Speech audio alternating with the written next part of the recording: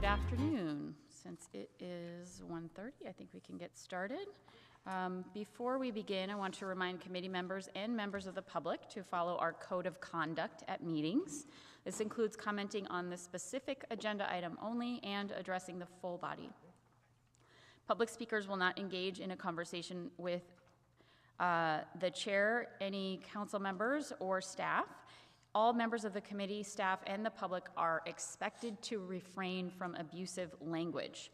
Failure to comply with this code of conduct, which will disturb, disrupt, or impede the orderly conduct of this meeting, will result in removal from the meeting. And with that, I will call the meeting of the Neighborhood Services and Education Committee to order. Can the clerk call the roll, please? Candelas? Here. Torres? Here. Dwan? Here. Ortiz? And Davis. Here. You have the floor. Thank you. And I think Councilmember Ortiz is on his way. All right. We have an item on item B, review of the work plan, is to defer the item for the community plan to end homelessness to a report from November to December NSE meeting. Do we have any members of the public who want to speak on this item? No public comment. Thank you. I'm looking for a motion. Move deferral of the item from November 9th to December 14th. Second. Thank you. Can we get a vote for that, or do we just need to do a voice vote? And Councilmember Ortiz is here for the record. Thank you. You're welcome. Oh, okay. All right, that motion passes unanimously. And we will move on to there's nothing on the consent calendar, so we'll move on to item D, reports to committee. The first report is Beautify SJ Neighborhood Blight Reduction Status Report. Andrea, do you want to kick us off? Yes, thank you, council members, and to the community. I'm pleased to join you with Olympia Williams and Ed Ramirez, the leaders of Beautify SJ's Blight Reduction team. As you know, the city has a long history and commitment to beautification and blight reduction since the early 1980s with graffiti removal efforts, which started in the 80s, to the launch of the Beautify SJ initiative 6 years ago. Through the years and today, we promote safe and clean neighborhoods by galvanizing volunteers and neighborhood leaders to be a part of the solution, in addition to meeting the growing demands of eradication services. With Council's strategic investment in the last 2 years, since the end of the COVID-19 emergency, the blight reduction team has grown to 44 full-time staff. With vendors and partners, we are all dedicated to enhancing the cleanliness of our streets, neighborhoods, and waterways. Next slide. So, for today's presentation, we will highlight our results through the lens of the 3 E's: education, eradication, and enforcement. And we'll spend some time on new pilot services for this fiscal year, and I'll turn it over to Olympia Williams now. Hello, Chair Davis and council members. My name is Olympia Williams, and I'm the Beautify SJ Division Manager. The Beautify SJ Neighborhood Blight Program team continues to increase services and make strides towards beautifying our city by eradicating blight. While the new program structure better aligned and consolidated programs to address blight, the program has an opportunity to continue to increase effectiveness by utilizing the comprehensive 3 E's approach that includes education, eradication, and enforcement. This best practice model is used by several large cities within the state of California and throughout the nation to combat blight and improve neighborhood livability and quality of life. In the 3 E's model, the education component helps to increase pride in one city, reduces blight by educating residents on how to properly dispose of unwanted items, and would therefore reduce the need for increased eradication efforts. The enforcement component serves to also help reduce the need for eradication by holding those that illegally dump and graffiti taggers accountable for their actions. This model uses a more balanced approach to delivering blight reduction and beautification services. Currently, 99% of all budgeted funds for Beautify SJ are directed towards eradication. To put it simply, the BSJ team has mastered the art of picking up trash and painting over graffiti. Knowing the importance of education efforts in the fight against blight, BSJ launched the BSJ Proud campaign. One-time funding in the 2022-2023 budget allowed the BSJ Proud campaign to reach nearly 1 million impressions through a multilingual education and outreach plan that used both traditional and digital media platforms to build awareness of neighborhood blight reduction programs, including graffiti removal, anti-litter efforts, neighborhood beautification efforts, and illegal dumping removal. The billboard seen here was in the first phase of the campaign launch. I would now like to turn it over to Ed Ramirez, who will discuss our eradication and enforcement efforts. Hello, Chair Davis and council members. I'm Ed Ramirez, a Beautify San Jose supervisor. In 2022-23, the Beautify San Jose Neighborhood Blight Reduction Programs implemented strategies to improve eradication efforts in the response to reported issues of blight, as well as proactive monitoring and removal within neighborhoods. These efforts have resulted in the following. The graffiti removal program removed over 2.9 million square feet of graffiti citywide, which is a 14% increase in the past 1 year. In 2022-23, engagement strategies led to an increase in volunteer service hours, resulting in the collection of over 20,000 bags of trash debris, collecting over 936,000 pounds. These service hours are an extremely valuable contribution to the program's eradication efforts, as a volunteer hour in California is currently valued at $31.80 per hour. In 2022-23, the Neighborhood Blight Reduction Programs removed approximately, or just under, 9.5 million pounds of trash and debris citywide. This included over 7 million pounds of trash and debris collected by the Rapid Team.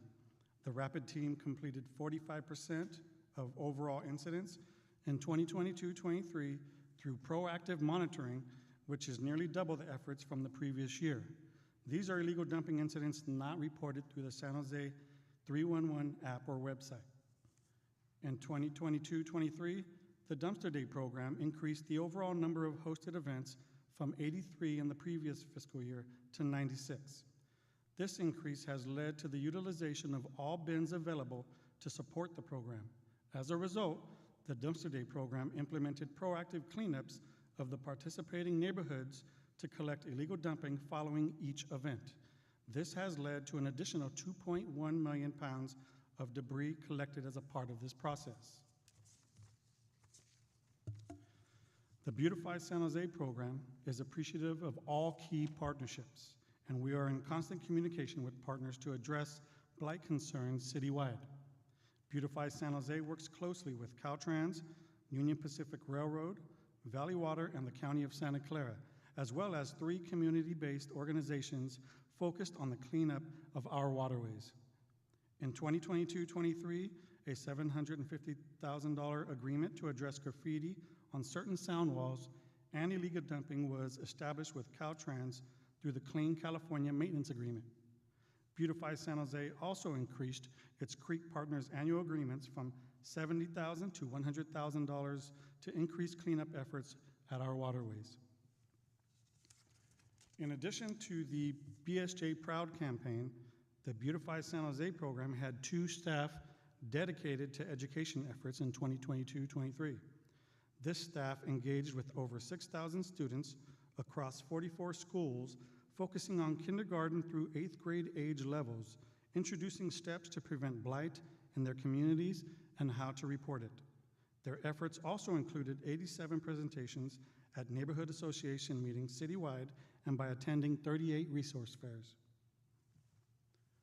Beautify San Jose continues to work with code enforcement to perform enforcement action against illegal dumpers by vetting and forwarding evidence that is submitted by the public. The program continued to implement the use of deterrents, such as surveillance camera equipment and no illegal dumping signage at identified hotspot locations citywide. In 2022-23, the program bolstered deterrent efforts by adding new methods, such as the installation of bollards, boulders, and solar-powered motion sensor lighting where applicable. Moving forward, beautification and landscaping methods will be a part of the deterrent strategy against illegal dumping citywide and through the Clean Gateways pilot. I will now turn it over to Olympia. For 23-24, there are 3 key programs that we are adding to further supplement our neighborhood engagement, beautification efforts, and blight reduction. The Beautify Your Block pilot program is a new neighborhood engagement program. The program will focus on engaging with neighborhood associations and groups to implement strategies to increase participation in cleanup efforts, provide workshops to educate neighborhoods on how to access city services and strengthen neighborhood associations, and support implementation of the Beautify SJ neighborhood grants. The Clean Gateways pilot program is focused on beautifying our gateway areas that lead into key areas of the city, such as the downtown corridor. This program will use beautification strategies as the main deterrent to welcome residents and guests into our main gateway areas, instead of always using bollards or fencing, for instance. We want to use decorative boulders and strategic plantings to reduce illegal dumping and access to areas that are typically graffitied.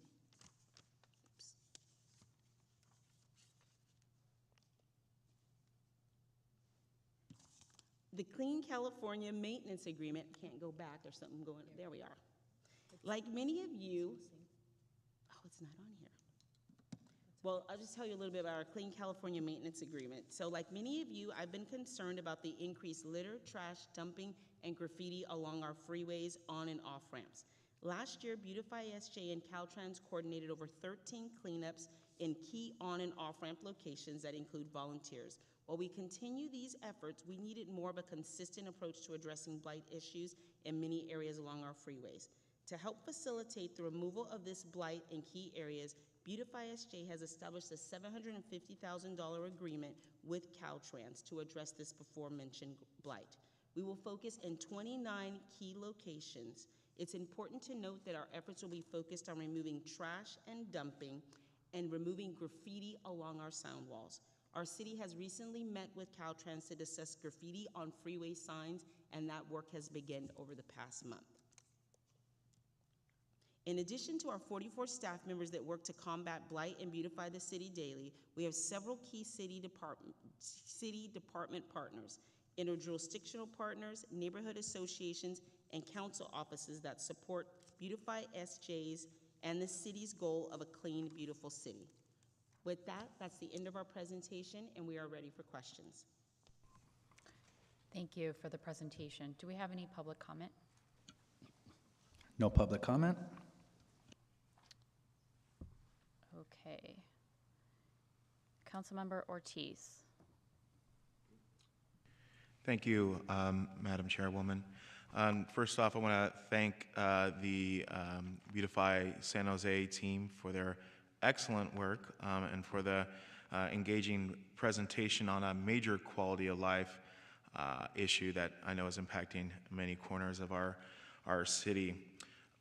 For the record, I just would like to say the work of our Beautify SJ team is so greatly impactful that residents report interactions with this team are some of the more positive experiences with the city. So I want to thank you for that, because I know that when people call, they're not always the happiest. So I appreciate your patience with that. Especially, they say this especially with dumpster days and on Caltran cleanups. And because of this work, our King Road exit in my district really has been transformed, and it looks totally different. So please know that your work is impactful and does not go unnoticed. I really appreciate seeing the move towards a proactive approach, especially when it comes to blight, especially in these areas of our city where neighbors are doing their due diligence in reporting and even trying to catch illegal dumpers in the act.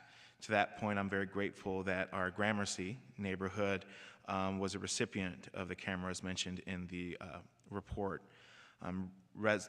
Every week I get reports about illegal dumping, unfortunately, in the Gramercy neighborhood.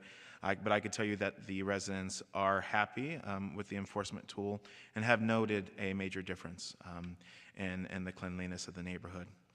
To my earlier point, the report notes 180 hotspots that are proactively monitored, and I'm curious to know if this is the actual number of qualified hotspots or more of an assessment of what the team can feasibly pull off. So it is active, and it fluctuates from year to year. We never remove a location once it's deemed as a hotspot, but every year through the public's reporting, we do identify new locations. So it's constantly kind of growing. What was the other? I'm sorry, can you repeat the second part of your? Well, the next part is essentially, is there a list that exists that we could potentially look at or see, just to make sure that, we all get complaints when we go to neighborhood associations, just to make sure that one of these hotspots are included in it? Yes, there is a list available Okay. Upon request. Okay, thank you, appreciate that.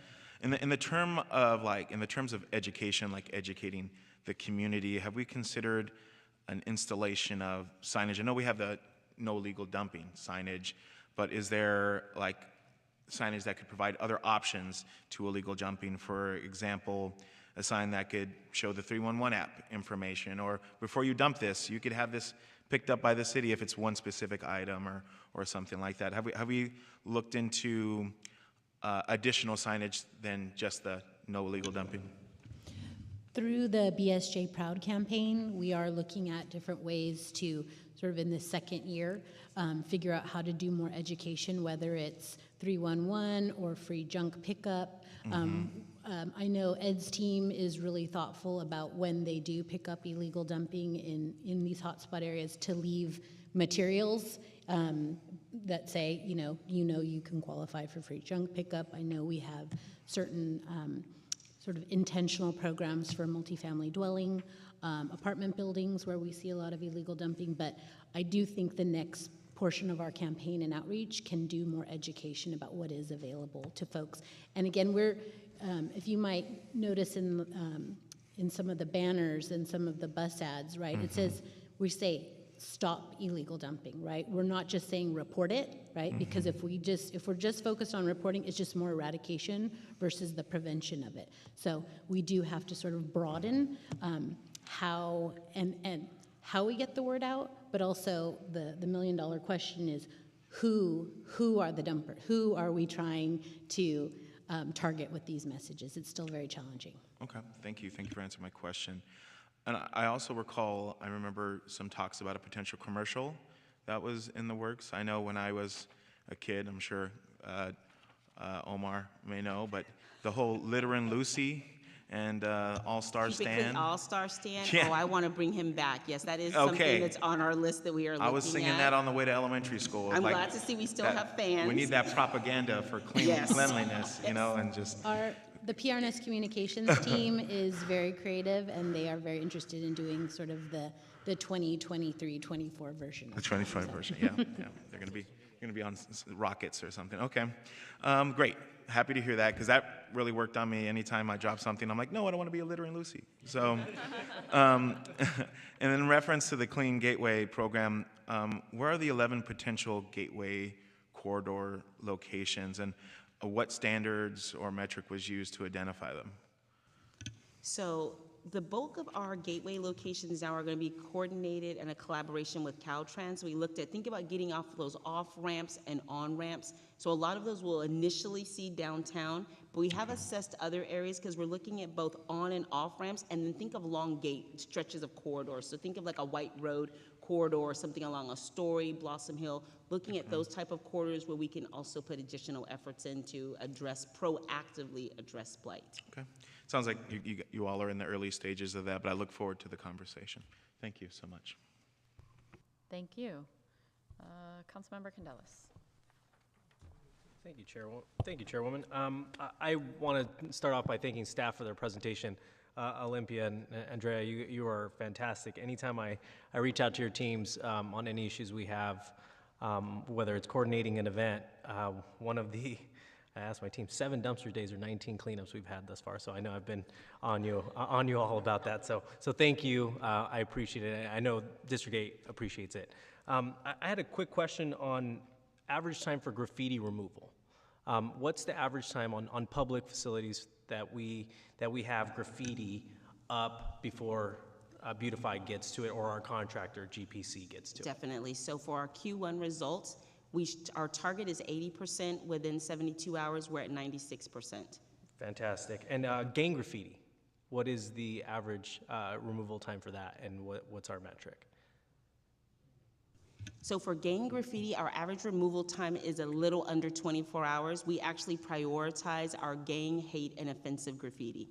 Perfect. And the reason I ask is I know there are a couple neighborhood parks in my district specifically, whether it's Welch or Meadow Fair, or even more recently Evergreen Park.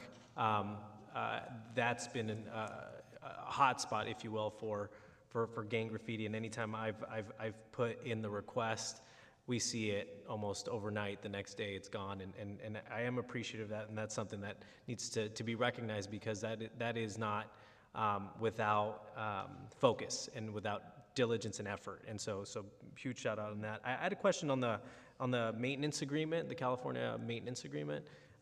There's 29 locations. If that's Olympia, you mentioned 29 locations. Can you elaborate a little bit more on where those locations are? I know Councilmember Ortiz alluded to it a little bit more, but if you can help shed a little bit of light on Definitely. that. So for the Clean California Maintenance Agreement, we have 29 locations. The bulk of them are along the 280, 680 corridor. We have some on the 85 and 87, 85, 87 corridor, and parts and pieces in other freeways. What we do is quarterly, we reassess those sites with Caltrans, because you can imagine there are areas that we can get cleaned up, and then there are areas like Meridian, unfortunately, where we have to go back multiple times, and it's just on an ongoing list.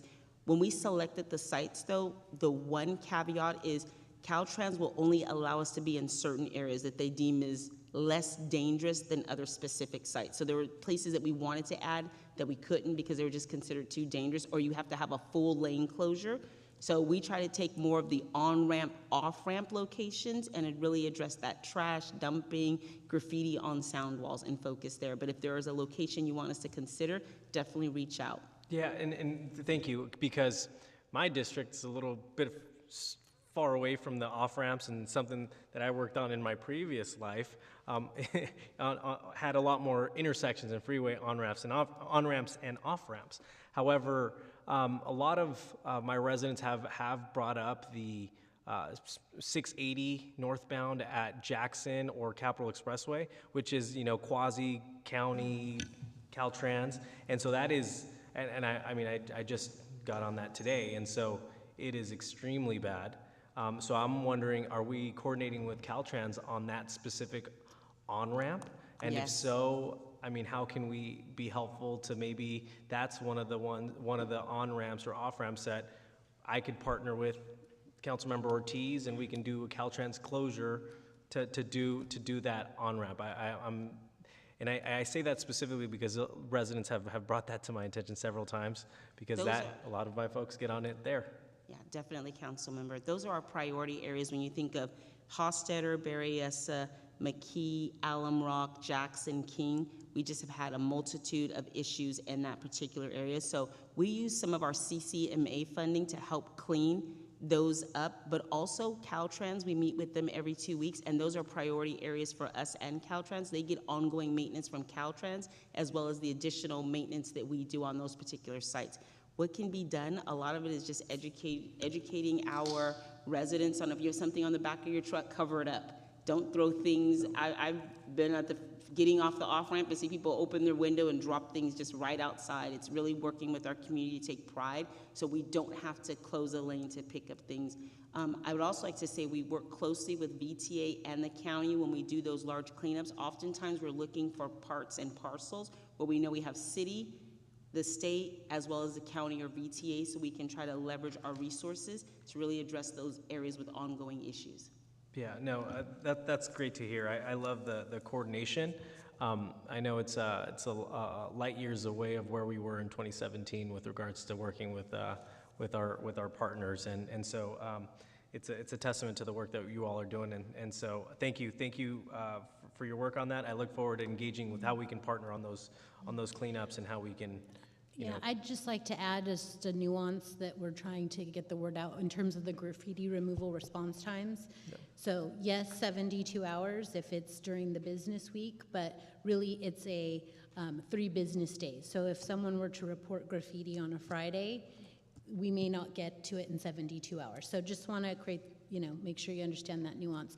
And then I just did want to, while we're talking about that corridor, a new challenge we just had with, we discussed it with Caltrans, and the new sound walls that were put up were actually installed by VTA, and then were immediately tagged. And so we are trying to coordinate with VTA. Those are the type of challenges where some proactive conversation about those walls going up and who was going to be responsible for graffiti removal are the type of things that we need.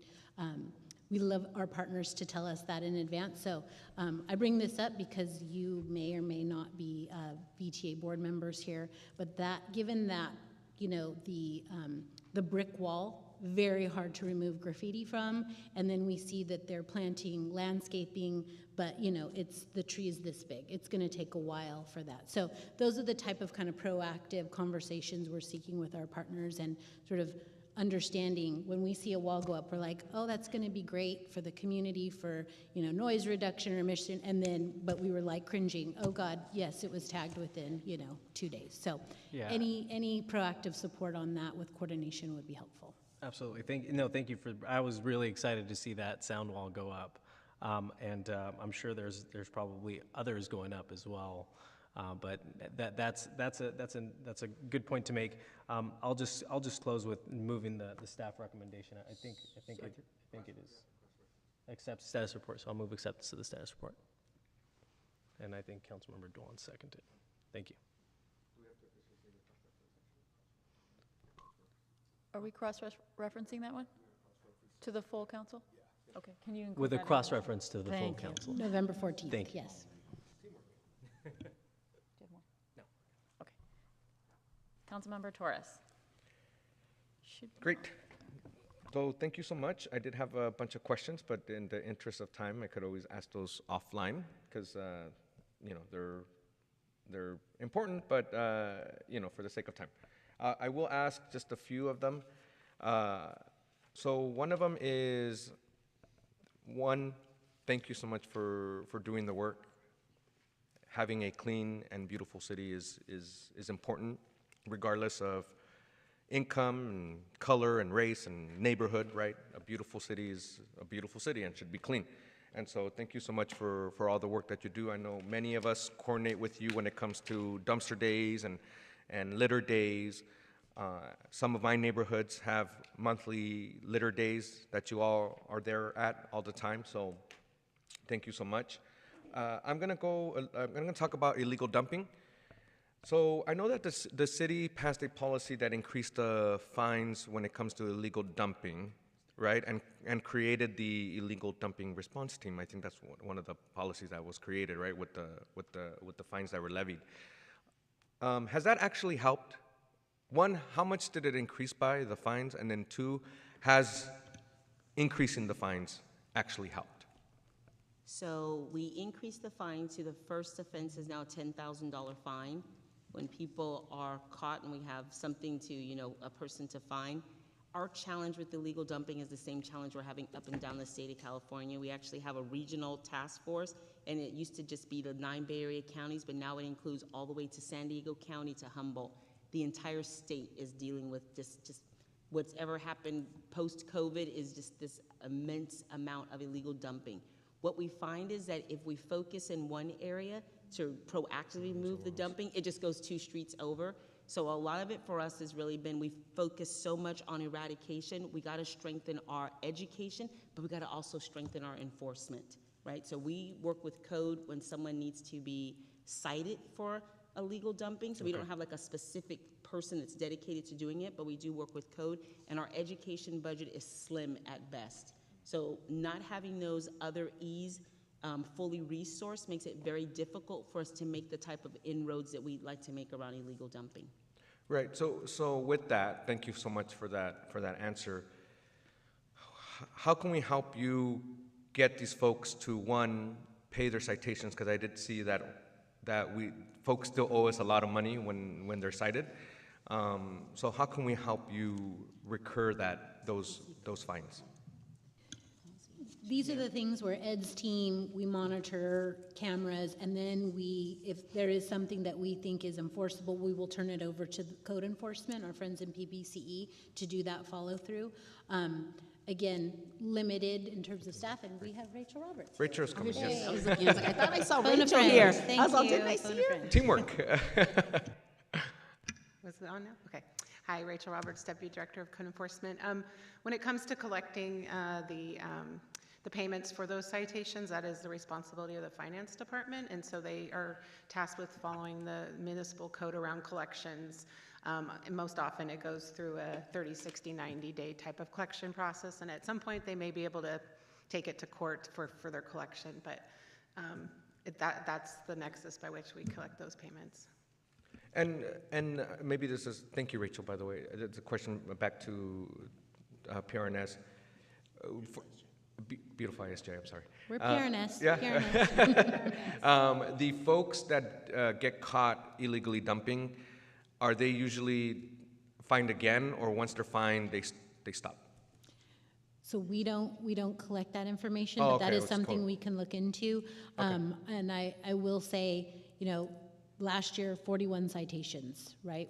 So we have some level of enforcement. We can dig a little bit deeper to kind of get at sort of the underlying issues there in terms of first time, second time.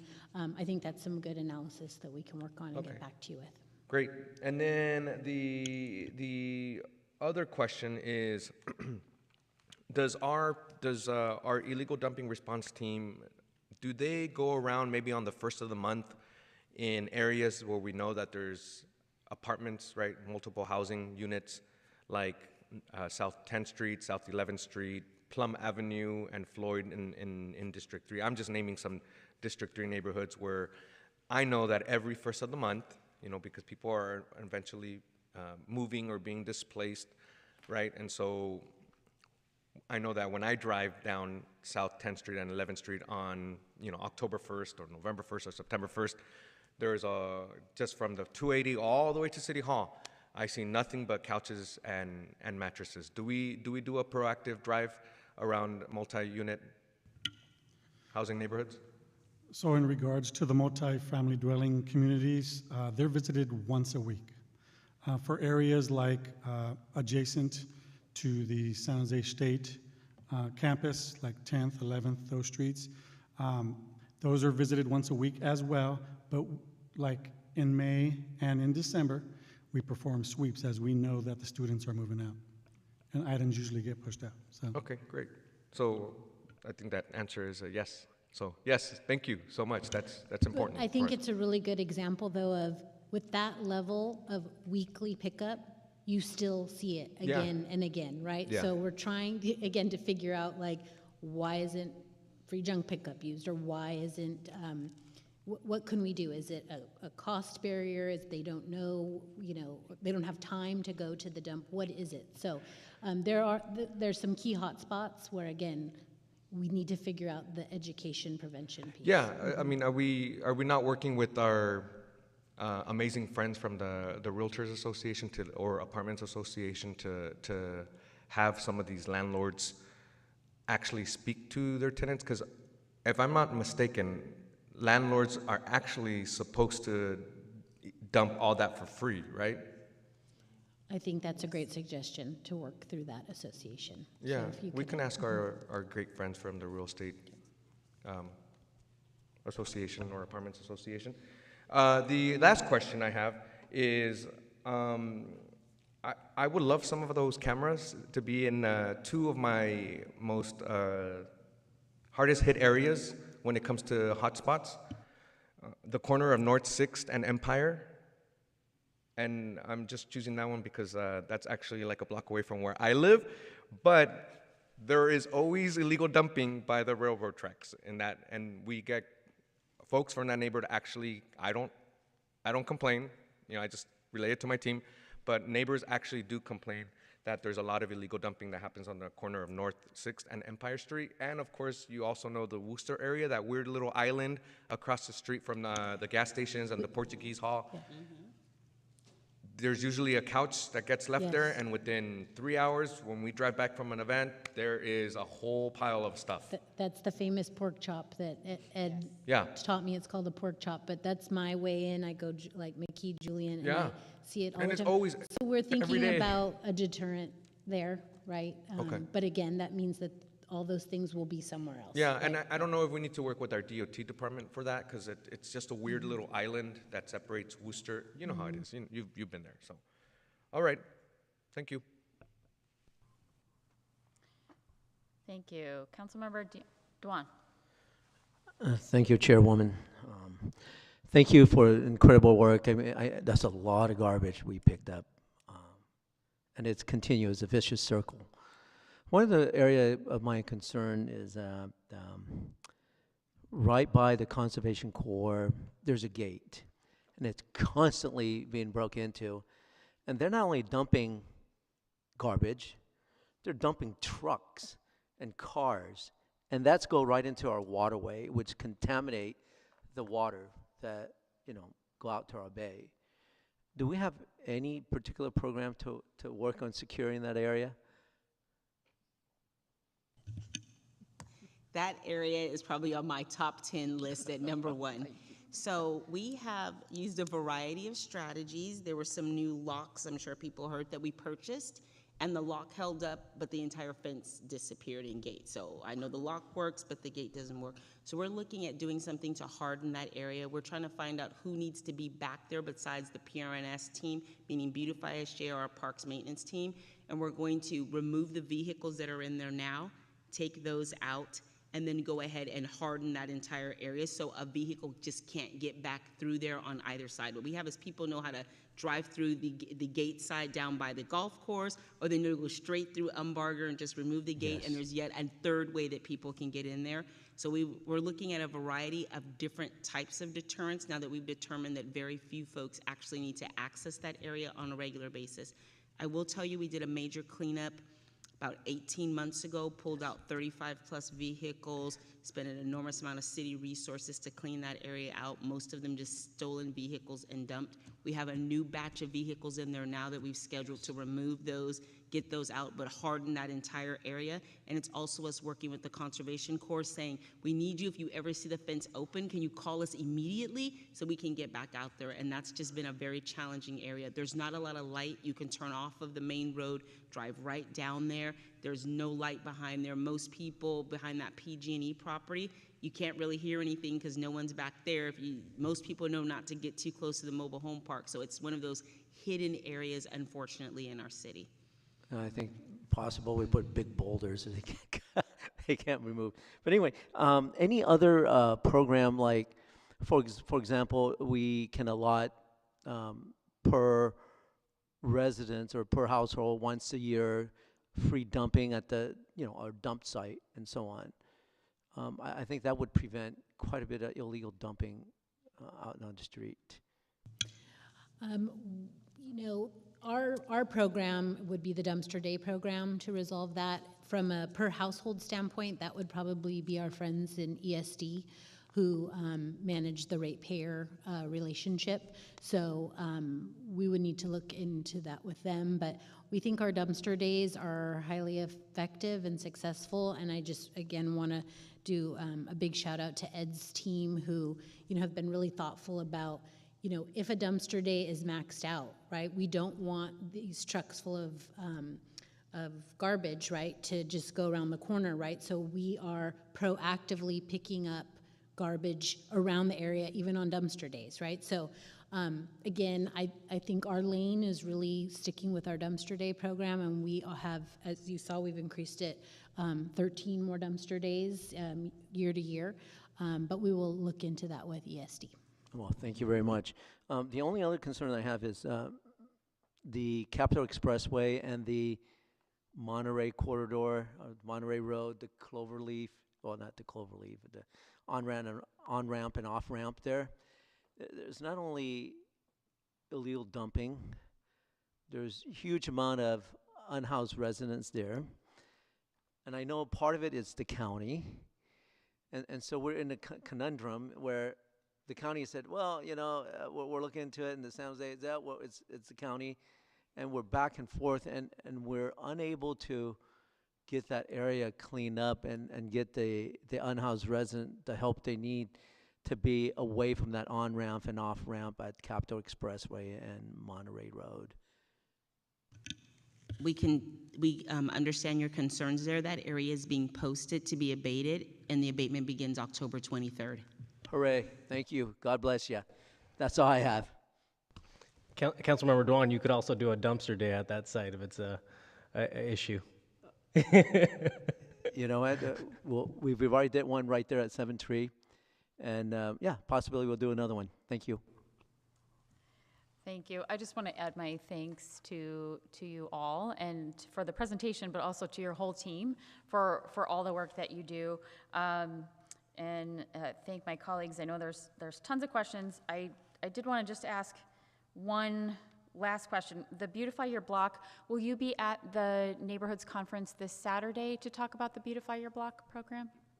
So we won't have a detailed session at the conference on Saturday about Beautify Your Block, but after we get through the conference, our kind of Beautify Your Block outreach to all of our neighborhood associations and kind of the project plan, we begin implementation of that starting October 16th. So a lot of neighborhoods in D6 we've already been working with, they've already signed on, so there'll be more information to come. Okay, great.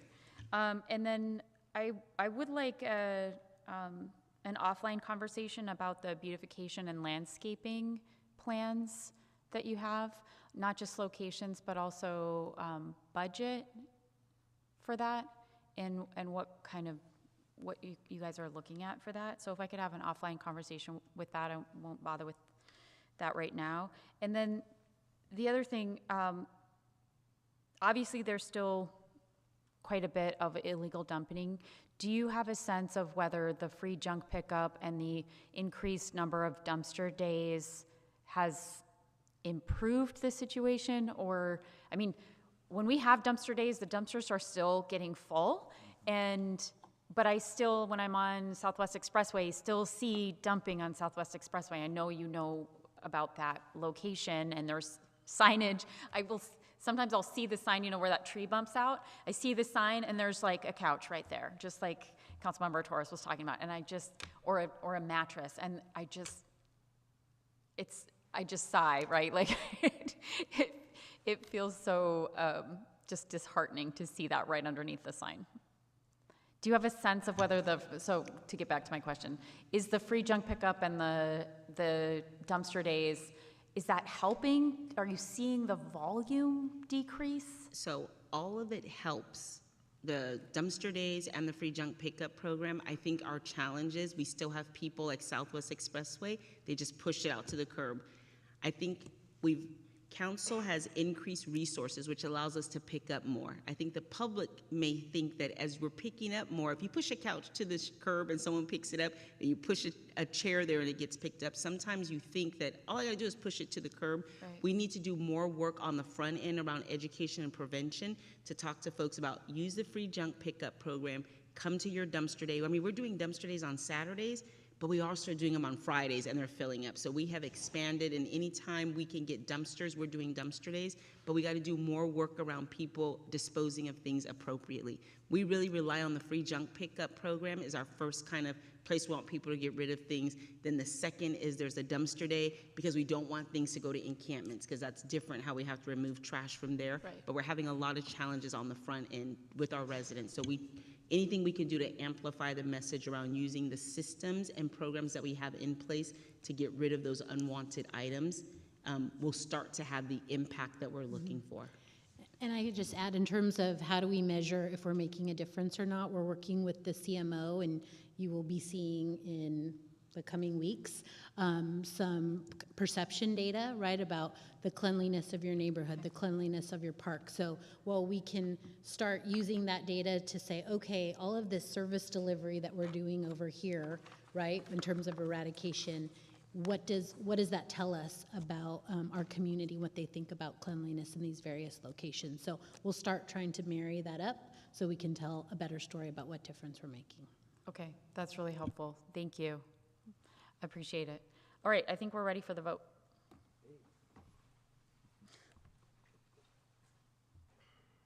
Okay, that item passes unanimously. We will move on to item 2, Park Ranger Annual Report.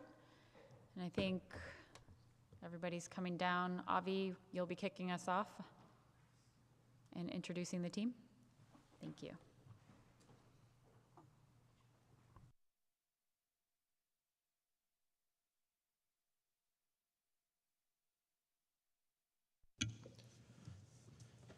Good afternoon, Chair and members of the committee. My name is Avi Otam, and I'm the Deputy Director of Parks for the Department of Parks, Recreation, and Neighborhood Services. I'm joined today by Division Manager Shannon Heimer and Supervising Ranger Pam Helmke, as well as Interim Supervising Ranger Hui Mack. Behind us, not an audience, behind us. We're here to provide the committee with an update on the Park Ranger program's fiscal year 2022 to 2023 highlights and challenges, and the Park Ranger program's work plan for this year. This is the first report on the Park Ranger program to the NSC committee in recent staff memory, as the report has been taken to the Public Safety, Finance, and Strategic Support Committee for many years. Bringing the report here today is part of an intentional change being implemented within the Park Ranger program to reemphasize all facets of the program, including at its core public safety, but also natural and cultural resource management and visitor services and programming. This expanded scope being reinforced and implemented aligns to this committee's purpose to serve, foster, and strengthen community by providing access to lifelong learning, opportunities to enjoy life, and preserving healthy neighborhoods. Before I get too far ahead of myself, let's start with the mission of the program, which is to provide a safe and enjoyable park experience by protecting and educating the public, providing recreational opportunities, and protecting, preserving, and enhancing the natural and cultural resources of the city's parks, trails, and open spaces. While some jurisdictions, such as California state parks, have some park rangers who are solely focused on law enforcement, our program is different. We are generalists. And as generalists, park rangers serve as stewards of the park system, providing public safety services such as wildfire suppression, emergency medical response, and search and rescue and rules enforcement, and also by protecting and preserving natural and cultural resources and inspiring future generations to love and nurture nature. Park rangers provide crucial maintenance and restorative work on natural and historical elements within parks and offer nature-based programming for individuals of all ages and abilities to inspire a love for the outdoors and encourage access to the city's park system. They educate and enforce state and local laws and enforce park rules so park visitors can enjoy their visit, aiming to resolve situations with the lowest appropriate level of enforcement. They are often the first on scene for medical, fire, and other emergencies in the parks that they are stationed at. Supervising Park Ranger Humke will share some details and examples of these results, but will first speak to the program's primary concern and focus, recruitment and retention. And good afternoon, committee members. This year has been pretty active for the Ranger program with a lot of positive changes. Our program is still running at about 50% staffing. We've made some very strategic hires and have added some very talented and energetic new staff. In the last year, we were able to hire 2 new full-time Rangers. Brandon Slayton comes to us as a lateral from the Alameda County Sheriff's Office, and he also has experience with CAL FIRE. As a lateral, he also was able to get out in the field sooner as he did not need to attend an academy. We also brought on board Tina Lewis, who's been a longtime PRNS staff member. She started working with the department when she was in high school in our recreation programming, and has had several years of experience at Happy Hollow before coming to the Ranger program. Tina was also the first City San Jose Park Ranger to attend a brand new local park ranger specific academy developed by Santa Clara County Parks, and she graduated at the top of her class. This new academy includes all our required law enforcement training, as well as certifications for inland boating and rescue, wildland fire suppression, emergency medical response, crisis intervention, and certified interpretive guide. Basically a one-stop shop covering all this in one academy was a really big benefit, and we are now intending to send all future hires to the local Ranger Academy. We also understand that Mid-Peninsula Regional Open Space District is interested in looking into this program and possibly sending their recruits there also. A standardized park ranger specific academy helps bring consistency in training and expectations among the different South Bay and Peninsula's largest ranger agencies. I think it'll be very beneficial to the community. Over the last year, we also completed the transition of our 10 part-time park rangers who are not peace officers to a new classification, the park ranger assistant.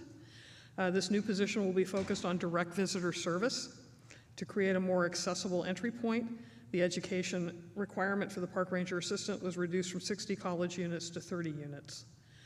The ranger assistants will have the opportunity to train and work along with rangers in interpretation, search and rescue, emergency medical response, wildland fire, as well as resource management. They will have the opportunity to obtain training and professional certifications in these core areas, and as they complete their formal education, they can be prepared to apply for a position as a park ranger. The park ranger assistant is also an excellent classification for skilled staff retired from other park agencies and other public safety departments to join our team. We recently hired our first employee into the new classification. Jordan Snellgrove comes to us from England, where he has a very strong background in outdoor and environmental education, and he started with us at the beginning of October.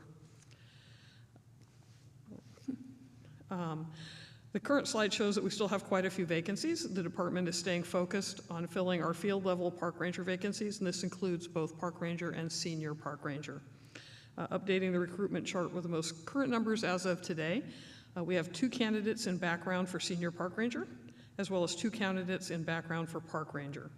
If all goes well, our hope is to have the senior ranger candidates on board in December or January, and at least one of the park ranger candidates hired in time for the January 24 Park Ranger Academy. For the new fiscal year, to help us recruit more applicants, the city is offering not only the $3,000 hiring bonus, which has existed since 2019-2020, but we've also added a $10,000 bonus for lateral candidates and academy graduates who do not need to go to the academy, so it allows us to bring them on board sooner.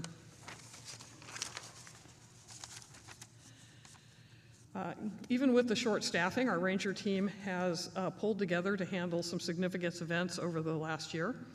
Some of the bigger events have included responding to the massive amounts of damage to Alum Rock Park from the winter's atmospheric river storms and flooding, In addition to working with park maintenance staff, volunteers, and Conservation Corps members to remove debris and clear trails, the Rangers also work closely with our PRNS communications team on multiple media requests to tour the damaged areas and discuss the challenges in getting the park safe and open to visitors. The Ranger program was also able to provide 26 interpretive programs to over 2,700 participants and participated in 2 Viva Calle events where they interacted with about 4,200 people interested in our park system. As part of the Activate San Jose Principles of Stewardship, Nature, Equity, and Access, the Rangers partnered with Santa Clara County Public Health Department on their Juntos initiative, and we also partnered with the National Alliance on Mental Illness, also known as NAMI, to lead walks and introduce people to their parks and to the health benefits that can be obtained from regular visits to open space and natural areas. Another unique event is the Rangers partnered with the San Jose Police Department and the San Jose Fire Department to host the Prangya, and you forgive me for this, I always trip over this one.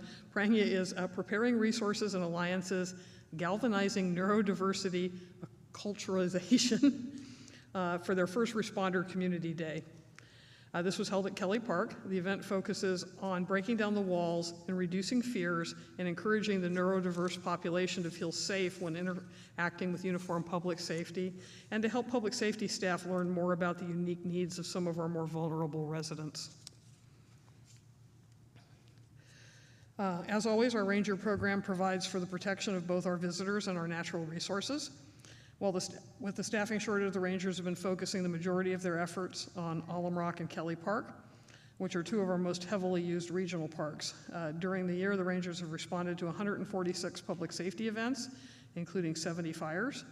The Rangers also conducted over 2,500 enforcement contacts. And in keeping with our department philosophy of using the lowest appropriate level of enforcement to resolve a violation, park rangers cleared 99% of our contacts with education or a warning.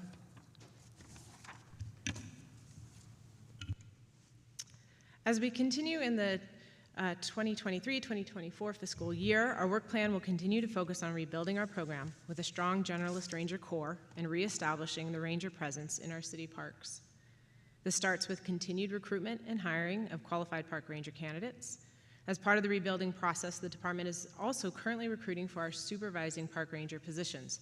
The department has also been approved to develop and hire a chief ranger to oversee the continued development and growth of the park ranger program. Another major project for the work plan is the development of a park ranger apprentice program in cooperation with Bay Area Community College Consortium, the State of California Division of Apprenticeship Standards, and the West Valley College Park Management Program. This multi-step apprenticeship program will support candidates through their college coursework and provide paid work experience while they work their way towards a park ranger assistant position and ultimately to become a park ranger. Other key goals for 23-24 include finalizing and implementing a modern park ranger duty manual and updated field training manual. While the full manual is still in progress, the body-worn camera policy was approved and accepted as part of the recent bargaining unit MOU. Rangers are expected to deploy the cameras by the end of this month. That concludes our update. Before I open it for questions, I'd like to briefly recognize Supervising Park Ranger Pam Helmke, who will be retiring at the end of this year after 36 years of incredibly dedicated service. She has agreed to stay on to help us get 2 really essential projects over the goal line, revising our Park Ranger manual and getting the apprenticeship program off the ground. With that, I thank you and open it for questions. Thank you, and thank you, Pam, for your public service. Okay. Councilmember Torres. Oh, public comment first. Sorry, Councilmember Torres. There is no public comment. All right. All yours. Great. Thank you, Madam Chairwoman, Madam Chairperson. Sorry. Thank you, Deb.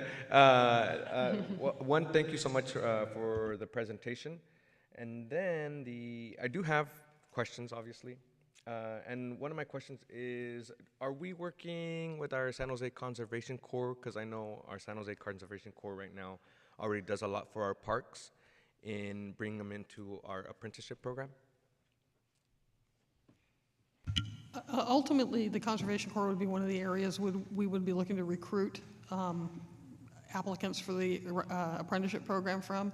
One of the goals of the apprenticeship program is to increase our diversity to our ranger program by looking for people who might not have the financial ability to pay for a college education. So this opens up a lot of doors. They get to earn an income. They get paid to go to school and learn. At the point we're at now, looking at our kind of draft plan, and again, this is still evolving, is we're hoping that by the time they complete the apprenticeship program, they'll actually hold an Associate of Science degree from West Valley College in Park Management, and then transition directly to the Ranger Academy, and it should take about 2.5 years, give or take, to get them through in 3 steps, and then they'd be able to transition into a peace officer park ranger position. So, you know, it opens up a lot of doors. So we're looking at, you know, high school kids just coming out. We're looking at Conservation Corps kids. Oh, good. Just programs targeting populations that just where a college education may have been out of reach, and they have the skill set and the desire and the drive, the door just never opened for them. Great. No, thank you. That's extremely important. And I am concerned about the 56% vacancy rate, but I do know that you're an amazing team and that we can get that down. And of course, you actively recruiting from high school students to, you know, Conservation Corps students, community college students. Hopefully, we're able to bring down that vacancy rate. The other one is I do know that we've had problems at Guadalupe River Park because of the large unsheltered encampments that are there. So I'm wondering if our park rangers can work with our therapeutic service folks who just got hired from Beautify SJ when they're out at any of their other parks that we deal with our unhoused. Because I do know that because of our vacancy rate, we don't patrol Guadalupe Park, but also Guadalupe Park is deemed very, unfortunately, unsafe for some of our park rangers because they don't have the tools to protect themselves. So I'm wondering that in the other parks where we do experience some type of folks who are unsheltered, if they can work with our therapeutic services folks. Councilman, that's a great idea and something we'll definitely explore kind of offline in the background to see how the two teams can support each other, ultimately serving the same populations and aiming for the same outcomes. It's a great idea. Great, and you can count on me and folks on this committee to make sure that I know that our housing department is clearing the large encampments in Guadalupe River Park, and so we definitely want to work with our park rangers and our service providers to make sure that you know, these folks are not coming back and that folks are able to enjoy the Guadalupe River Park again. Because I know that from the Washington area or Wasway all the way to, I would say, Taylor Street, right? A lot of folks in my district, in Dev's district, say, I no longer could use Guadalupe River Park because of, you know, our unsheltered crisis. So, you know, count on us to help in any way possible to make sure that, you know, folks are able to enjoy Guadalupe River Park again. So and with that, I'll move to approve item D2. Do we have to cross-reference it? Okay. So I move to accept item D2. Thank you. The second was from Councilmember Candelas. Councilmember Ortiz. Yes, thank you, Madam Chair. I want to thank our staff for the report and the understandings regarding our park rangers, their work and the challenges we're facing in regards to recruitment and retainment.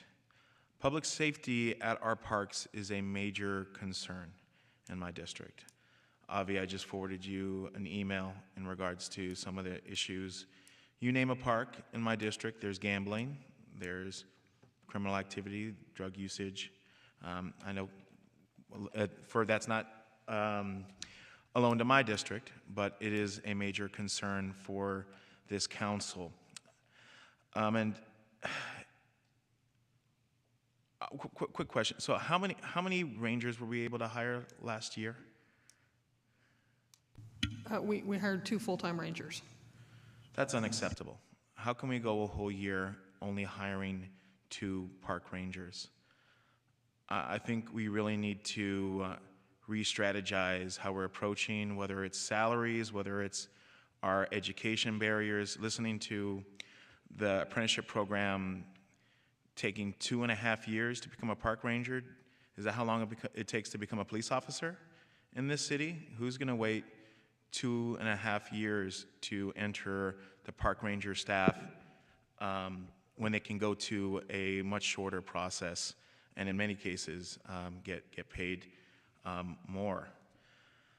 I know in the past vacancy savings from the park rangers program were leveraged to pay for secondary employment for unit police officers who could sign up for joint patrols with park rangers.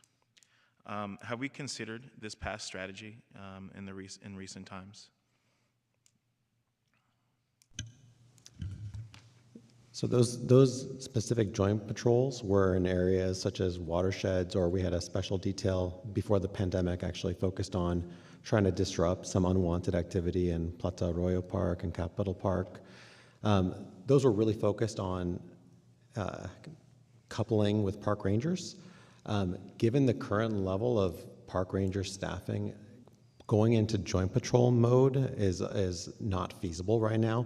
What we have done, though, in a similar spirit, is look to use some of the savings that have accrued in order to hire some additional contract security at certain parks. And this is, again, it has to be focused, because even at full staffing, the park ranger program would not be equipped to be in every park in the city. It has to be fairly limited.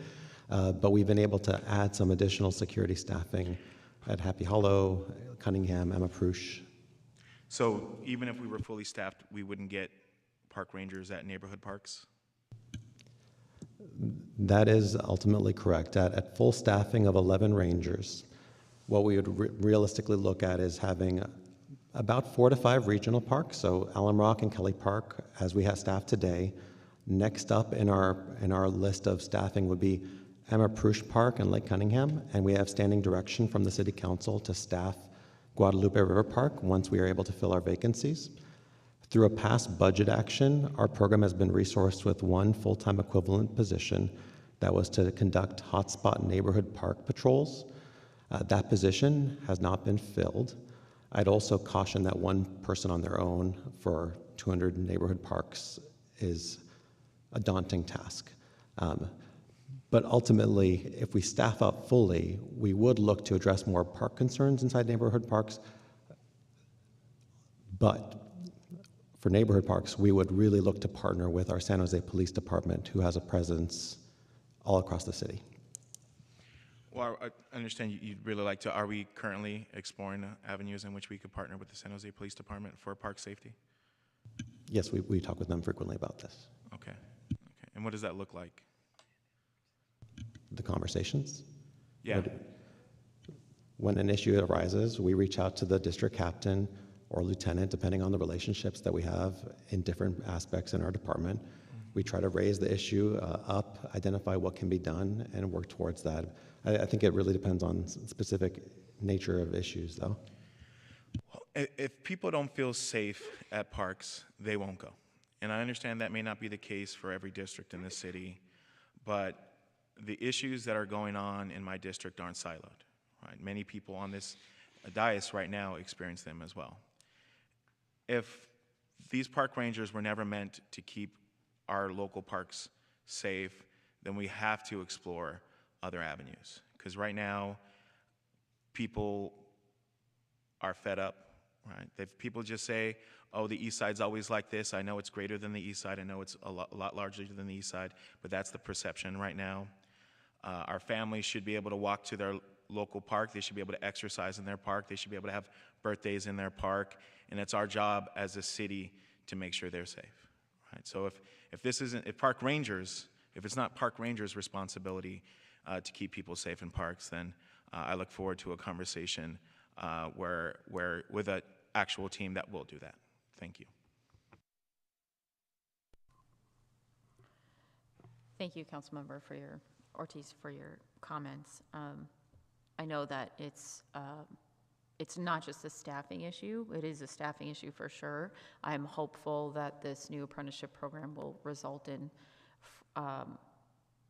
our ability to fill the positions that we do have budgeted. I think your point about the program being as long as it is well taken. I'm not sure that the park rangers pull from the same pool as police officers. I think that's something that we could maybe get a little bit more detail on at another time.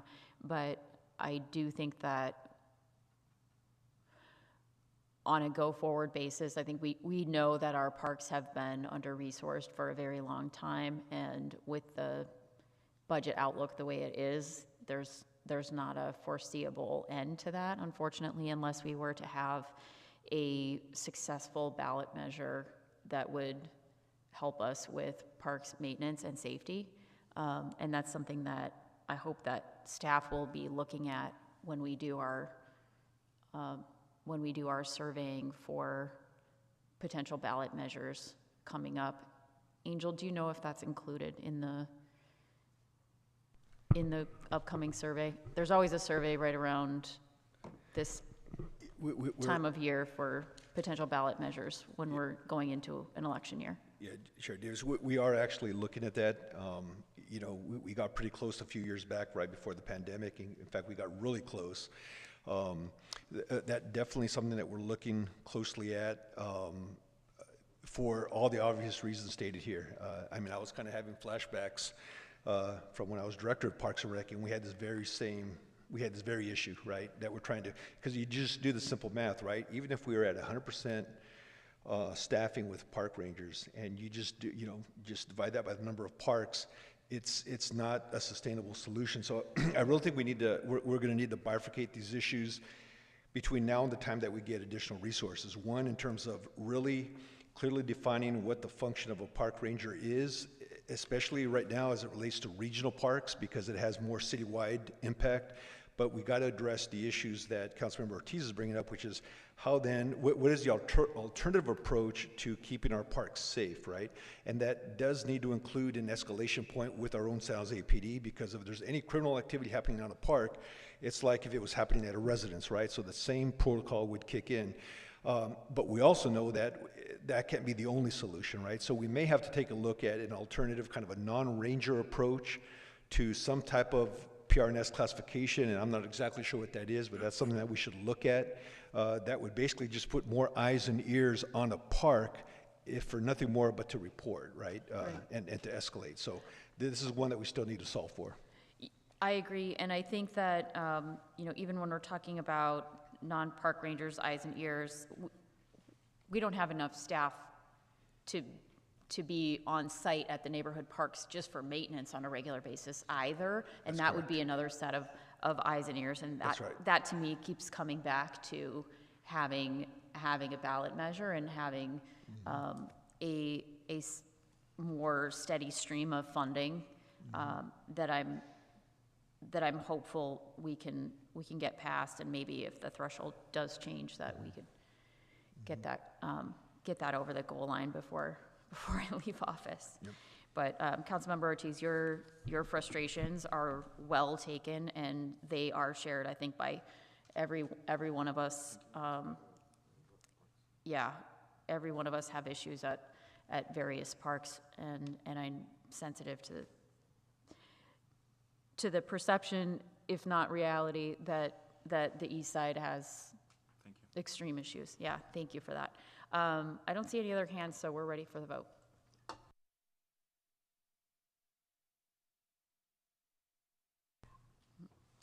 All right, that passes unanimously. Thank you for your report. And thank you for coming to NSE instead of PSFIS. We'll move on to item D3. This is flavored tobacco ban and nitrous oxide status report. I think Rachel is leading this, and it looks like Chris Burton is coming down too.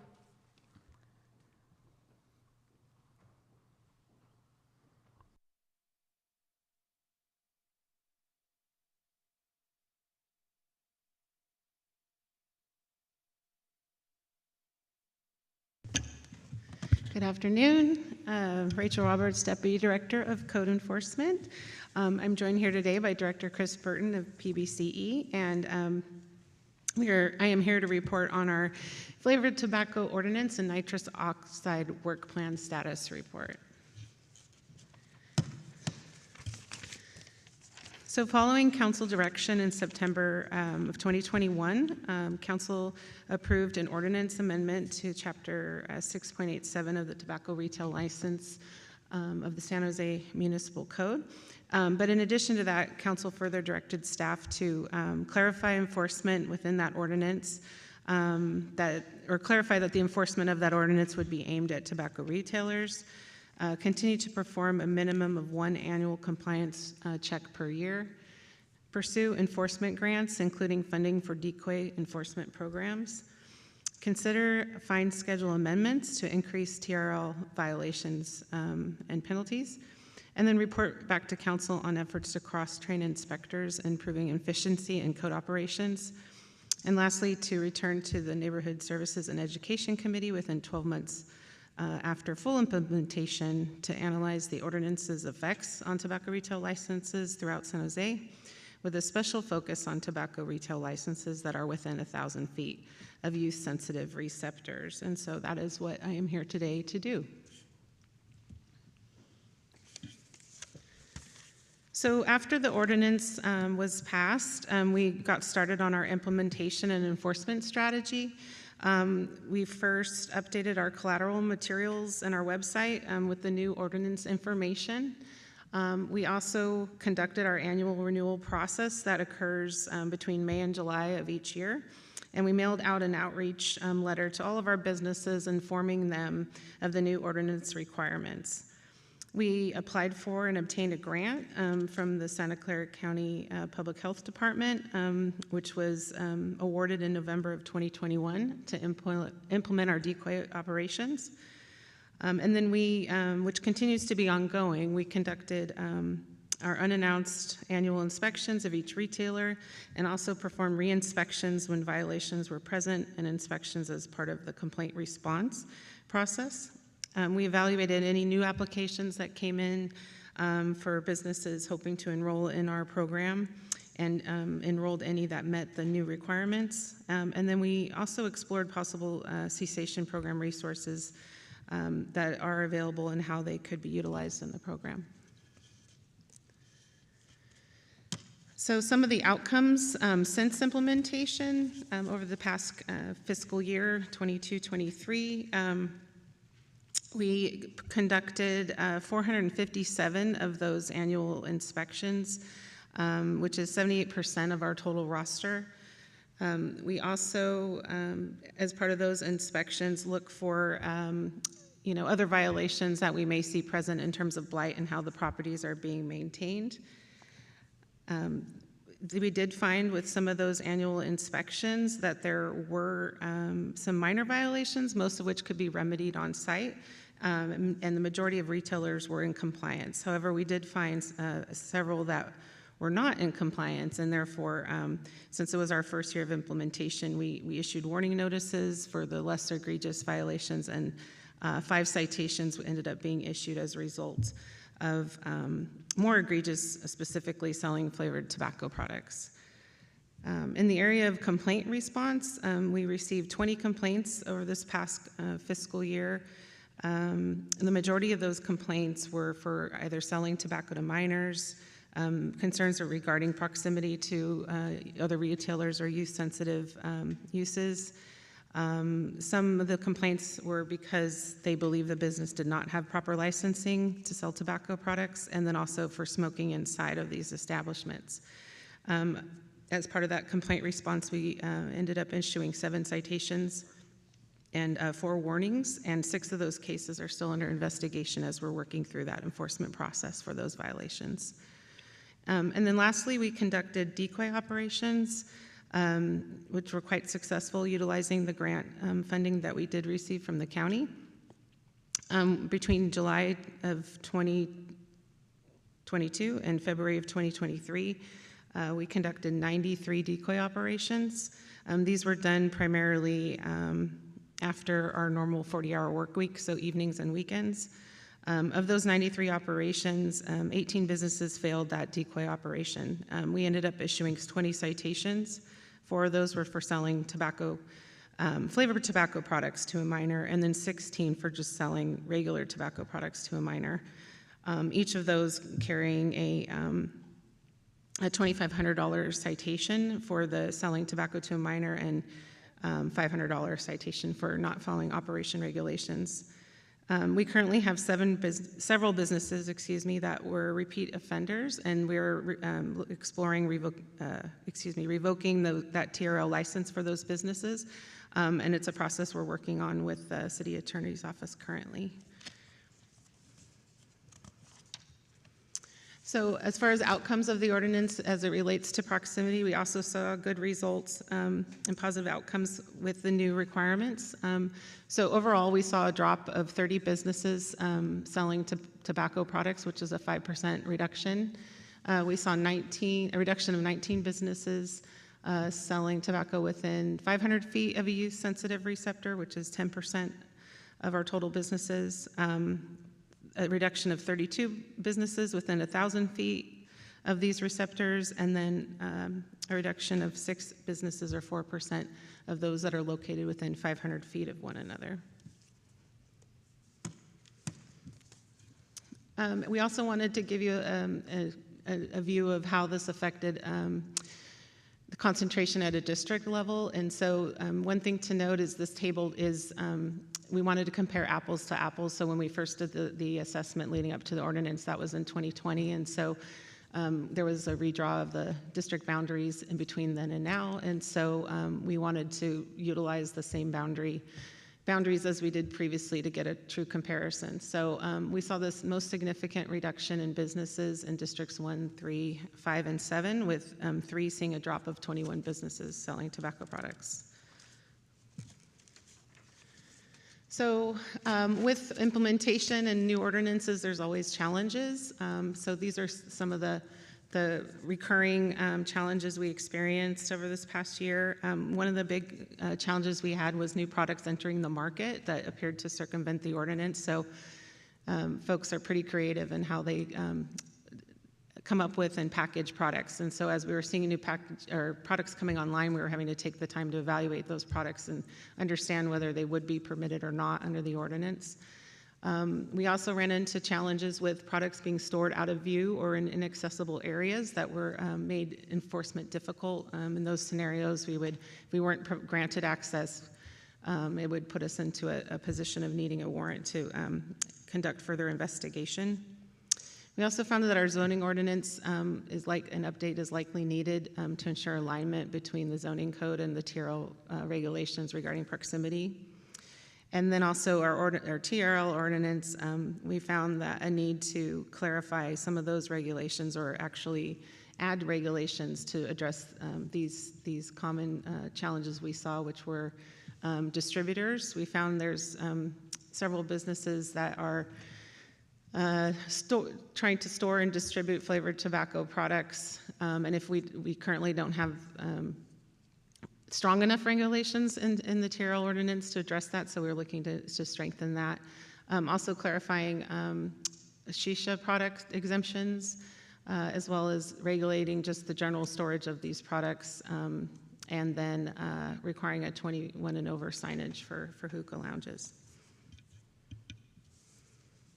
And I do have next steps proposed to address these challenges, which I will share at the tail end of the presentation.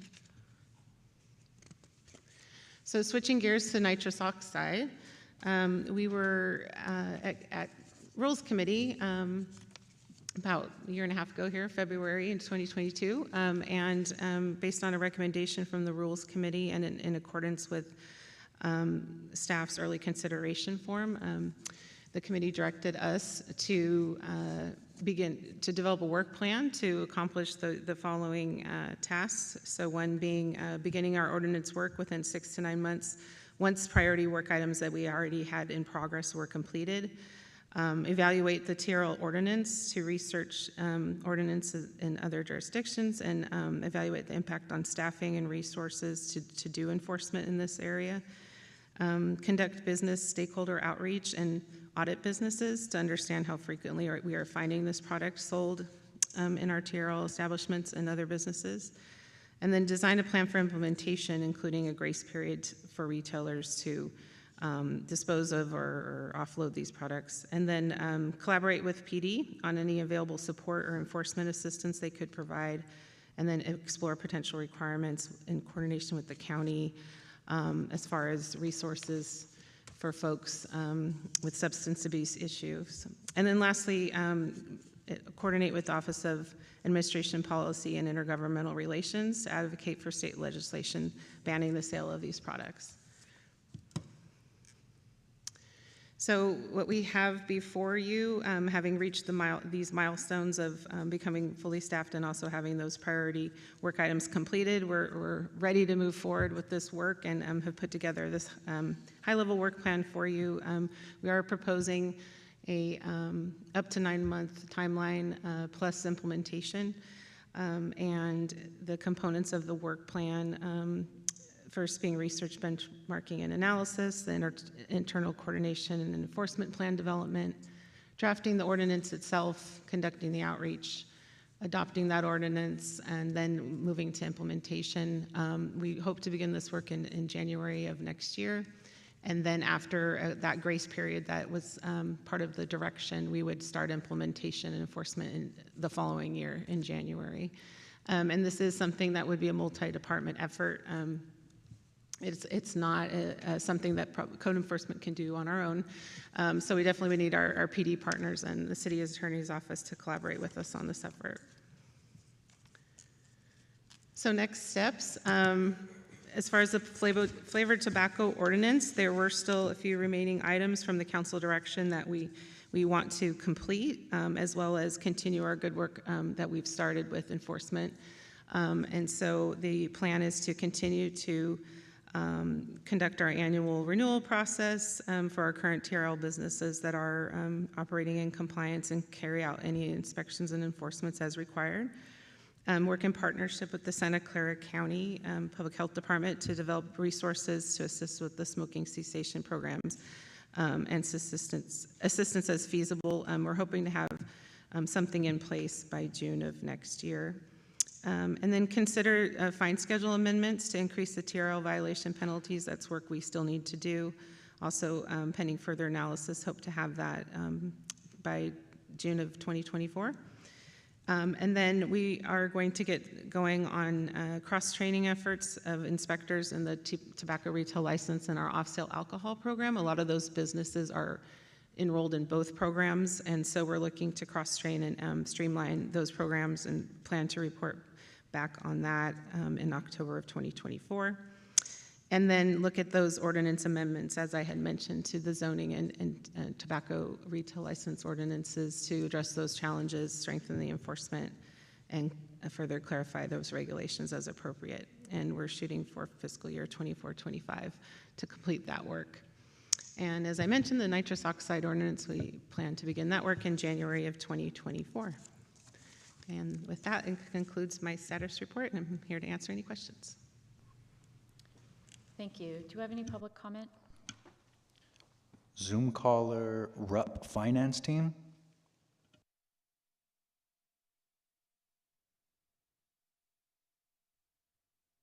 Hi, this is Deanna Merzadagon. Can you hear me? Go ahead, Deanna. Okay, thank you. Hi, I am a lifelong San Jose resident, and I'm also the president of the Willow Glen Neighborhood Association. And I recently, in the last few years, became aware of what a problem the sale of nitrous oxide has become in our society. It is illegal to purchase it for inhalation, but yet vape stores who specialize in inhalation products are selling it. And it's one of the most popular growing drugs among our youth. I walk every day. I literally see kids at Willow Glen High School inhaling it. College campuses, like frat houses, they'll have huge like kegs of it, and the students just come and inhale it, and they mistakenly think that it is not addictive, and it is addictive. Places that specialize in inhaling products like tobacco should not be selling something that is illegal to inhale. The UK has now banned it and criminalized nitrous oxide because it has become such a problem.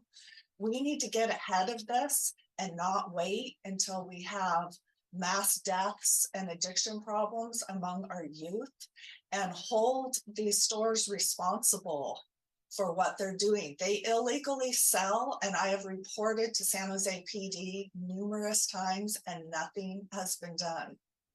So we really need to get this banned from sale. Back to the committee. Thank you.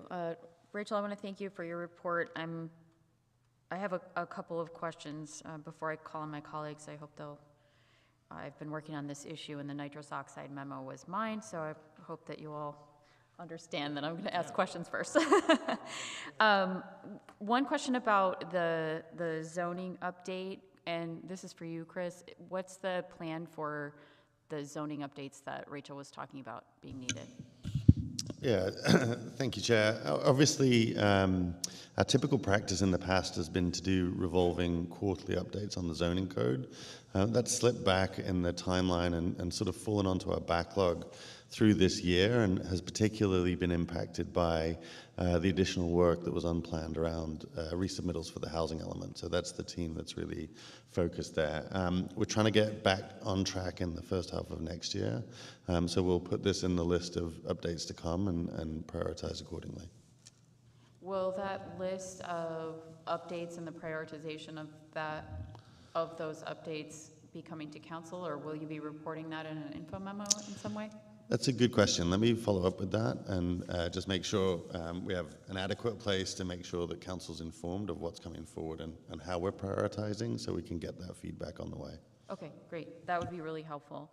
And then I think I understand, Rachel. I don't think you said it explicitly, but it sounds like you're doing the nitrous oxide work plan and ordinance before you do the TRL updates. Is that kind of how things are? It looked like that's how things are scheduled, because you've got the TRL ordinance updates to target for fiscal year 24-25. Yeah, that's largely because we're just trying to make sure that we appropriately pace ourselves so we can complete the work. If for some reason we're able to bring both together, we will. Okay, yeah, it seemed like, I know there may be a staffing issue in terms of doing it together, but it seems like they're all sort of a piece, because the nitrous oxide is really for the tobacco retailers. And so if those updates could be all happening at once, it may make sense to do it that way, and may actually have there might be some efficiencies there. So I just wanted to, that kind of... yeah, that would be the goal, ideally. Okay, yeah, that would be great. And the cross-training that you were talking about, I wanted to ask a little bit about that. So I know that PD does some enforcement and code enforcement does enforcement, obviously. Can you talk a little bit about, I mean, PD is not here today. Can you talk a little bit about the way that you all work together, or what the different tasks are for the different departments, and whether you think that's the most efficient way that things are organized, or whether they can be organized in a more efficient way, specifically for both tobacco and alcohol? As you noted, those retailers are often overlapping. Yeah, so with regards to code enforcement, as I was saying, a lot of our businesses end up, based on their nature of their business and operations, they end up having to have both an off-sale alcohol license from us as well as a tobacco retail license. Some businesses do not, though, right? So we'll have a group that just has TRL, just OSA, and then kind of a Venn diagram of those in the middle. Right. As PD actually, and I don't want to speak for them, but to my knowledge, they mostly, they're always dealing with the criminal element of these things. And so as far as, off-sale alcohol and tobacco, we're ensuring, code enforcement is ensuring that they're adhering to the regulations set forth in the municipal code.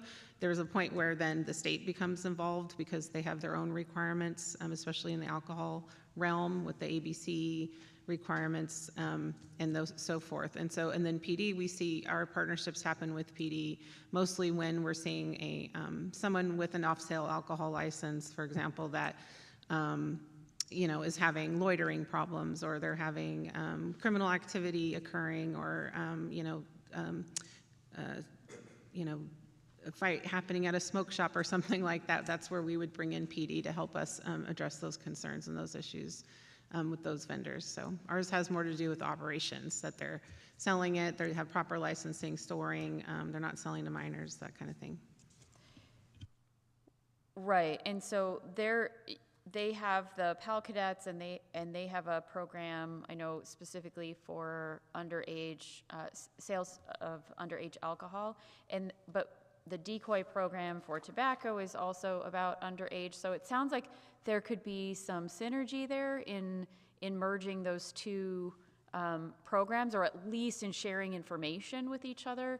So I'd really appreciate some more information, and we can talk about this more offline. I know we started to talk about it a little bit in our briefing with Captain Spears being there, but I'd really like there not to be silos on this issue, and that if we've got someone underage out there to do this work, that we're checking multiple boxes if at all possible.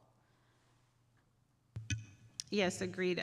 I think that would be very helpful to improve that partnership, especially because with our decoys that we use, those come from our relationship with Breathe California and the county, and there has been challenges in keeping those decoys on staff. Right. And so yes, if the PD has a group of folks they're also working with, it definitely makes sense to collaborate. Thank you. And then I just want to clarify one thing, and then I'll turn it over to my colleagues, but it sounded like 457 annual inspections, so I'm going back to slide 4, which is 78% of the licensed businesses. I'm assuming, can you talk about why you didn't get to all the businesses? Sure. So again, we're required to do that one inspection per business, which is our goal. We set a target. Last year's target was, based on the number, was 51 of those inspections each month. But what happens, we had two challenges. One is we have one inspector for that program. And once they start doing those inspections, we find folks are not in compliance, and we're having to do re-inspections to check for compliance. So what's not captured in that statistic is the 56 re-inspections that happened last year. To follow up on that enforcement. It also doesn't capture our complaint response inspections, which that same inspector is doing, and then the decoy, time spent on decoy operations. So it really was just the amount of work versus staff hours available, and we did fall behind. But we do make a point of catching up in the first part of the new fiscal year to make sure we're hitting those businesses we missed, and then setting our targets for this year to try and hit that 100%. Okay. And did I hear you correctly that you said out of those 457 inspections, the bullet underneath that said majority had minor violations? Do you mean a majority of the 457, or the majority of the citations were minor violations? So I probably should have worded that differently. So when we did find a violation, it was minor, but it was, most of those businesses were in compliance. Okay. Thank you. That's helpful. And then you said, it's not on here, but I think you said there were 5 citations out of that 457 that were sort of major, or for selling flavored tobacco? Yes, they had flavored tobacco products that were being sold. And we think that's an undercount? Potentially. Based on because we didn't hit all of the businesses. The other challenges that you talked Correct. about. Yes. Okay, thank you. That's very helpful. The other question I had about this, and I promise my colleagues this is my last question, out of the 457 inspections, how many of those were for areas within 1,000 feet of the youth-sensitive areas. I do not know that number. I would have to get back to you on that. Okay, it would be very helpful for us to have the next time you come to us, and I would like to request that the maker of the motion does include coming back to this committee and reporting back to this committee on a regular basis. It would be really helpful to have a map of where the inspections were, and also the 500 feet, 1,000 feet that you have on the that we were discussing about the updates. Will do. I actually had those as hidden slides, but I don't think they made it into the deck. Got it. Okay. But we'll be sure to have it for next time. Thank you. I didn't see it in the report. I didn't see any attachments, and there are no. No, I maps did in not the include report. them. Yes, you're correct. So Okay. in the report itself, but I did have them. But we will have them for next time for sure. Okay, great. And if you want to send those to us, that would be really helpful. Will do. Just as a follow-up. Okay. Councilmember Torres. Great. Thank you so much, Councilmember Davis, and thank you so much for your leadership on this issue. As council members who represent large, under-resourced neighborhoods, this is the type of policy that we as a city need to continue to push. And so thank you for making that happen. I know a lot of work has already been done, but there is more work to be done, unfortunately. And as someone who again represents a lot of under-resourced neighborhoods, I am particularly concerned that we still have a lot of these retailers next to our or in youth-sensitive zones. So as the Madam President from the Willow Glen Neighborhood Association just mentioned, Dana, it is very unfortunate that this is the #1 issue, right, in many of our campuses across San Jose, right? And of course, it's race, income, you name it. This is vaping or this type of tobacco is such a huge issue with our teens. So I thank again Councilmember Davis for pushing this. My question, because she did ask a lot of great questions since it's her baby. But for me, it's always important. I know we just discussed raising fines for illegal dumping in the previous item. Can we raise fines? As a council, can we raise fines for some of these individuals, or liquor stores, or smoke shops, or vape shops, as they call them? Yes, so that's part of our next steps. We would bring our recommendations for increasing the fines related to this ordinance. Yeah. Okay, and I know you answered it, Rachel, but for folks who didn't hear it, or are members in the public, the retailers, that's everybody, right? That's our 7-Elevens, that's our smoke shops, that's our vape shops, that's our liquor stores, right? That's Safeway that sometimes does sell vaping, right? That's correct. So the ordinance would apply, or the requirement to have the license would apply to any business that's selling tobacco products as defined in our ordinance. So yes, mom and pop shops all the way to the Safeways and 7-Elevens and that kind of thing. Okay. And so I think we need to get a little bit, obviously if you need our help, I think it's really important to make sure that we're revoking the licenses of repeated offenders. So however we can be of assistance, just let us know, because as we all know, serving on this committee and serving on the San Jose City Council, it's hard to revoke permits of any kind, right? In our city. And so we definitely want less of these in our neighborhoods and near our parks and near our schools. So I'm committed to making sure that we continue to push this work long after Councilmember Davis is gone, which, good thing we still have her for a year and a half. But this is important work. With that, I make a motion to accept this item, but also if you can continue to come back to NSC and bring us a heat map regarding the sensitive areas, broken down. I had it here. I'm sorry. I have chicken scratch. Broken down in also the feet, the 1,000 feet, 500 feet. Did I say that right? Yeah, that's my motion.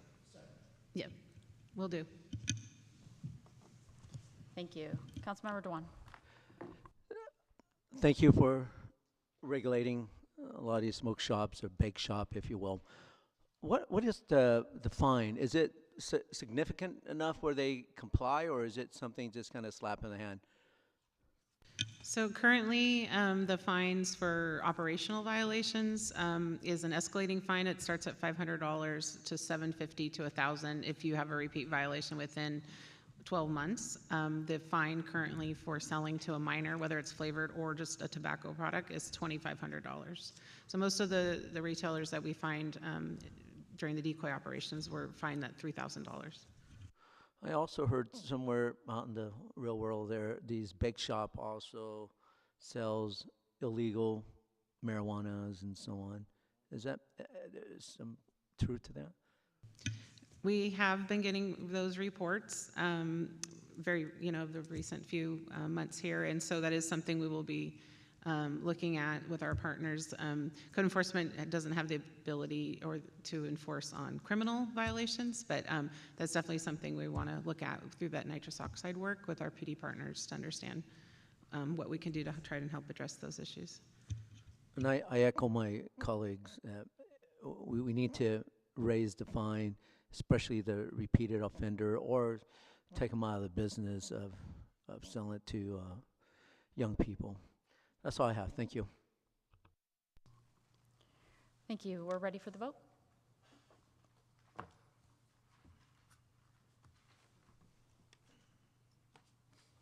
All right, that passes unanimously. Thank you. We're moving on to open forum. Do we have any public comment? There is no public comment. All right. Great. We are adjourned at 3:15.